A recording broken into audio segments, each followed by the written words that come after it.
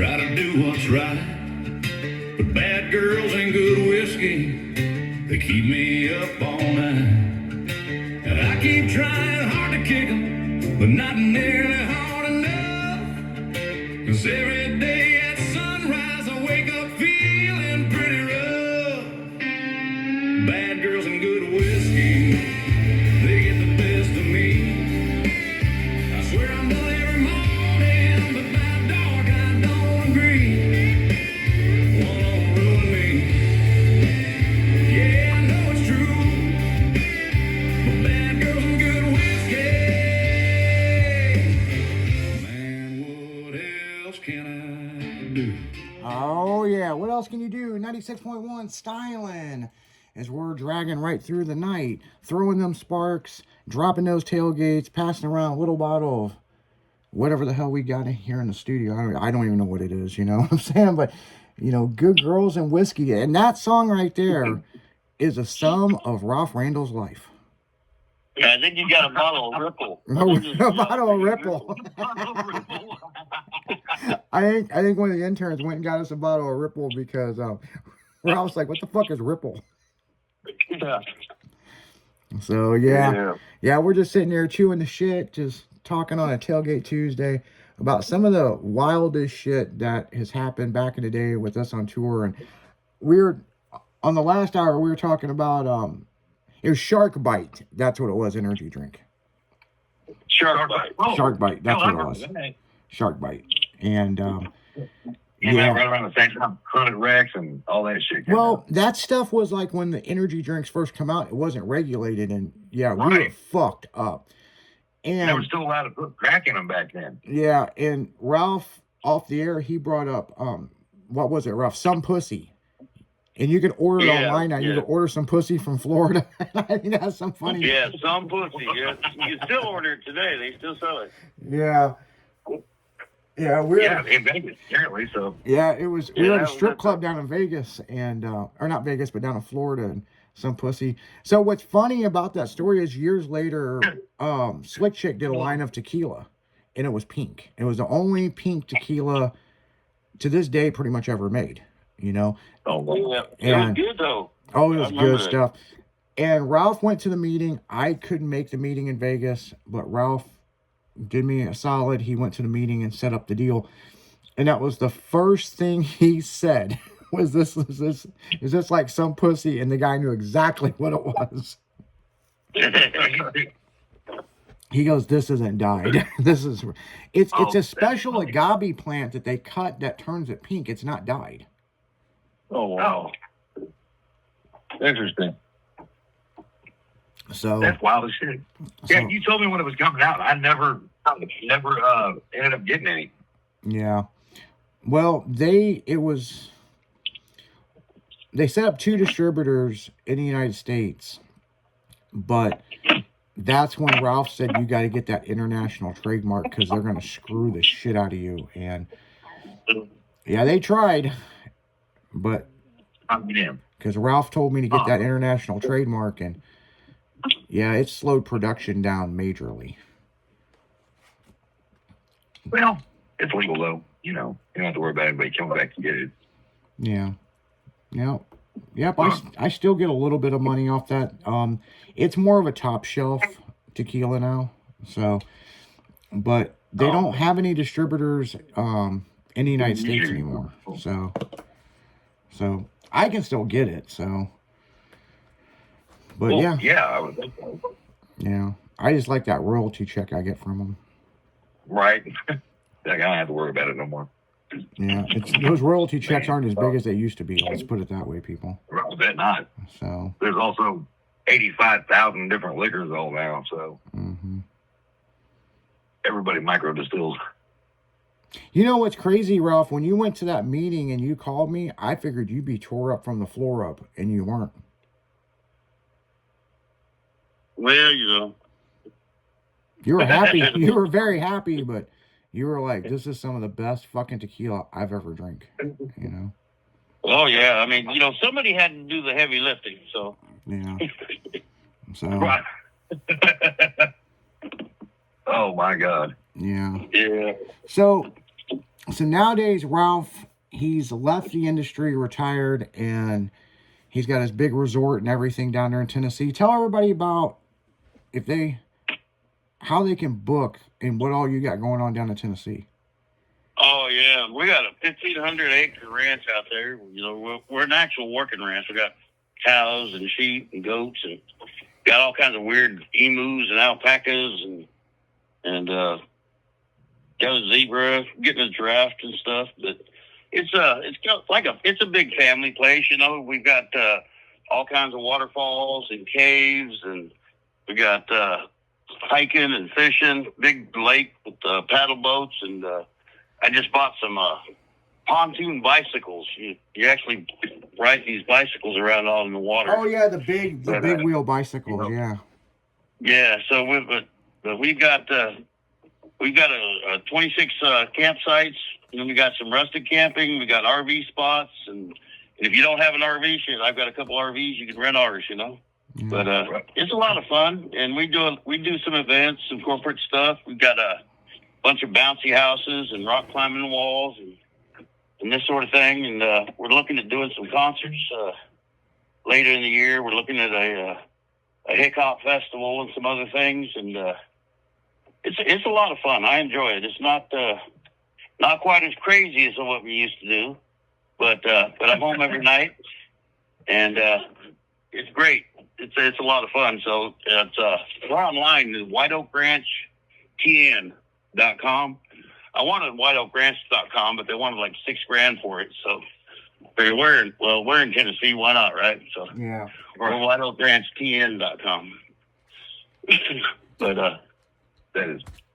Yeah. Now, are your cabins rented out for the whole year already, or?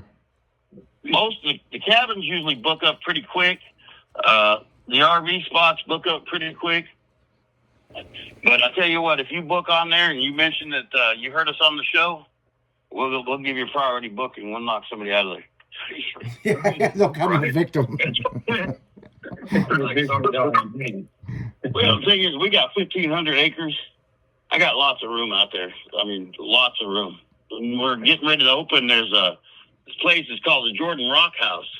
It was pretty famous. It's where the travelers and stuff used to stop, and they'd stay in this big cave on the river down there. And I mean, it's a big, you can park cars inside this thing. It's got like 3 different rooms in it. And they used to stop there when they were traveling west or whatnot. And it's on our property. So yeah, people can come down there and camp out and camp in the caves. And we've got a waterfall. I found it the other day. In fact, it's a big ranch. I haven't been over every inch of it. I tried. But I walked up into this place, and it was just gorgeous. Big canopy of trees, kind of hidden down there, and there's a little creek coming down with a waterfall. And when the waterfall hits, it disappears. And then about 50 feet down, there's a cave opening, and the creek comes back out of this cave. It is the coolest thing. That's really cool. Yeah, you've got to see the place. First time I ever saw it, I thought, you know, and from the back fields, you can sit out there. I call it Little House on the Prairie because it's like this big old field where we do hay, and there's one oak tree right on the top of the hill, and you look out over it, and you can see all the way to Chattanooga, about 45 miles away. Oh, wow. Just beautiful views. Yeah, I love it. I love it. Go out there and get a bulldozer and start running over stuff. I'm in heaven. Yeah, when I went down there to go visit Ralph a couple of years ago, you know, he had to take me on the whole tour. You know what I'm saying? And I probably seen maybe 20% of all the shit he's got going on down there because there's so much. And how far is Kansas City? Kansas City? Yeah, about how many hours do you think? You know, that's a good question. I'm not sure. Isaac drove down here from St. Louis area. Yeah. Yeah. I think you're about an hour from Nashville. Oh, yeah, about an hour from Nashville. About 9 hours. Yeah. A little bit of a drive. Yeah. Yeah, well, yeah, not bad. Yeah. We're on what they call the Cumberland Plateau. There's all kinds of waterfalls and caves and underground caverns. They got a big cavern down here. They do concerts underground in the cavern. That's got to be cool. Yeah, and in fact, your boy Vanilla Ice performed down there. They had an 80s something or other a while back. Oh, yeah? Coolio and all that were there. It was right before Coolio passed. But the whole thing's underground inside a big cavern. And we got like giant waterfalls. You can't hardly throw a rock without hitting a waterfall around here. It's just beautiful. We own 2 or 3 of them on our property. And yeah, if you take and drew a line between Nashville, Knoxville, and Chattanooga, draw a big triangle, just put a dot right in the center of it. That's pretty much where we're at. Oh, I mean, yeah. So yeah, it's the Cumberland Plateau, about 45 minutes from Chattanooga, but it's beautiful up here. The land is so incredible. Yeah. Yeah, it's really pretty, guys. I mean, it's, you know, if you guys are looking for a vacation spot, that is the place to go. No shit, you know. And yeah, we're like 5 miles from Fall Creek Falls, the big giant waterfalls. They freeze solid during the winter too. It's pretty cool. And we've got this thing right next door here called Cumberland Caverns, and it's like one of the largest cavern places in the country. So we got a lot of cool stuff here. It's country. You know, I mean country. You know what I'm saying? But well, let's put it this way. When I drove down there, I was in my GMC truck, and my truck drug where we were going. Oh, wow. And my did truck's not lowered I yet. take you to Hard Times USA? Yes, you did. Yeah, he's one of my clients. Yeah. I do some property management. Mm-hmm. This guy was bored, so he built an old West town in his front yard. Yep. No. And I mean, I kid you not. And it's not like he just built it. He actually went out and bought all these old buildings from all over the country. Brought them there. And brought them there and had them built. That shit, man. That's it. Dude, he's got a saloon, livery stables. He's got he's got the whorehouse. He's got the doctor's office, dentist offices, and everything is stocked complete like it was in the day. Yeah, there's a barber shop out there with the old barber pole. Grandma went to school at, and it's called hardtimesusa.net.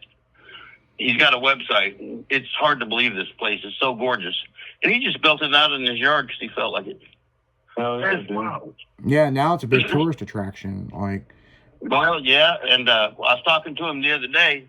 You know, he's a big construction guy around here, and he has no kids, no family, nobody. And last I heard, the state is going to take it over when he passes. He's donating everything to the state, and it's going to become a state park. oh no shit. Shit. Yeah, this place is cool. It's gorgeous. And you know what? He has people, you know, he rents out cabins and stuff. He's got, you know, that kind of stuff. But he doesn't promote it. You know, he has a big event every fall. He just lets everybody come from all over the area. And they have all kinds of, you know, guys out there with chainsaws doing art. And Doing art with a chainsaw. yeah, doing art with a chainsaw. You know, they're out there chopping stuff up. And it's a big car show, kind of an eclectic car show. But he's got old-timey Western wagons, horse wagons, that give you rides back and forth from the parking lots and stuff. And pretty neat. Awesome. Yeah, it's really cool stuff. If I remember right, that guy was on American Pickers. I think he was. I think that show. I wouldn't be a bit surprised if he wasn't. One of my clients should be on it if they were still doing that. Uh-huh. Oh my God, this guy has got. Is that the guy you're getting ready to talk about? Is that the guy's property we cut across? The one where this guy's got. Yeah. We've got buildings upon buildings. Buildings and buildings on buildings, like stuff. Floor to ceiling, wall to wall, filled with stuff that he just buys stuff. Yes, this man spends more money in a week than I make in a month. You know, and yeah, you would not believe some of the stuff's really cool, and then some of the stuff just. I mean, we've got like 10,000 yard lights and 50,000 sets of Legos. Yeah, he started buying carnival equipment. Yeah, because remember all those antique fucking bumper cars are out there. Oh my God. Oh yeah, but see, he bought that train, the White Oak Ranch Express. We took he bought it from an amusement park, and we didn't get enough track for it, so we took it and had these. You know, we got a huge Mennonite and Amish community here. People, you know, carriages and all that, and they put rubber tires on it, so we pulled the train around the farm with the kids on it. with a little tractor. Yep, that's the reason why we went down there. You wanted to show me the train. Yeah. No. In fact, I've got the engine here at my house right now. I'm sitting there looking at it. I'm getting ready to refurbish it and clean it up. But it's an actual working scale steam locomotive. It's pretty cool. Yeah, it's crazy. I mean, it's yeah. But on that note, guys, we got to go. I bought out a company out in California that we've got a big inflatable rock climbing walls and stuff now, and I've got inflatable carnival games and axe throwing. That's a big thing around here. That's a big thing, yeah. So. Yeah. But on that note, guys, we're going to go right back into music. You're listening to Tailgate Tuesday only on Skyline Radio 96.1. We'll be right back after this.